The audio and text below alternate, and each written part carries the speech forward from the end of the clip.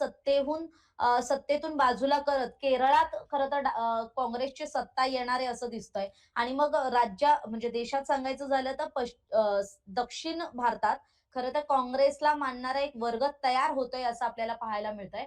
कारण कर्नाटकात काँग्रेसचं सरकार आहे. हिमाचल प्रदेश नॉर्थ साइडला तिथे एक काँग्रेसचं सरकार आहे. पण जर आपण परत साउथ इंडियामध्ये गेलो तर तेलंगणामध्ये काँग्रेसचं सरकार आहे. आणि आता खरं तर पश्चिम बंगालमध्ये जिथे वाट आपली 5 जागांपुढेही जाऊ शकत नसलेलं काँग्रेस, हे मात्र केरळामध्ये आपली सत्ता स्थापन करण्याच्या दिशेनं वाटचाल करतंय. जवळपास 88 जागांवर केरळात काँग्रेसनं आघाडी मिळवलेली आहे. काँग्रेस प्लस यूडीएफ अशी तिथली जी स्थानिक आघाडी आहे, त्यामध्ये खरं तर 88 जागांवर काँग्रेसची आघाडी आहे. तर डावे मात्र अजूनही 50 पर्यंतही जाऊ शकलेले नाहीयेत. 49 जागांवर डाव्यांचे जे विद्यमान सत्ताधारी आहेत, त्या पक्षाची खरं तर तिथे आघाडी पाहायला मिळते.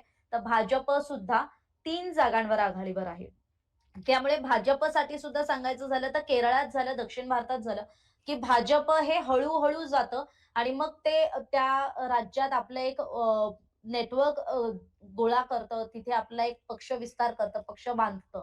त्यामुळे कुठेतरी डाव्यांच्या सत्ताधारी असणाऱ्या राज्यात खरं तर एंट्री मिळवणं ही सुद्धा काही सोपी गोष्ट नाहीये. पण भाजपचे सुद्धा 3 उमेदवार हे खरं तर आमदारकीच्या निवडणुकीत, विधानसभा निवडणुकीत हे सध्या आघाडीवर असलेले दिसतायत. त्यामुळे ही निवडणूक म्हणजे 5 राज्यांची निवडणूक आहे, पण याचे वेगवेगळे अँगल्स आहेत. महाराष्ट्रातील सर्व बातम्यांचे विश्वासार्ह व्यासपीठ. सकाळच्या सर्व सोशल मीडिया प्लॅटफॉर्मला लाईक, फॉलो आणि सबस्क्राईब करा. तसंच सर्व नोटिफिकेशनसाठी बेल आयकॉन प्रेस करायला विसरू नका.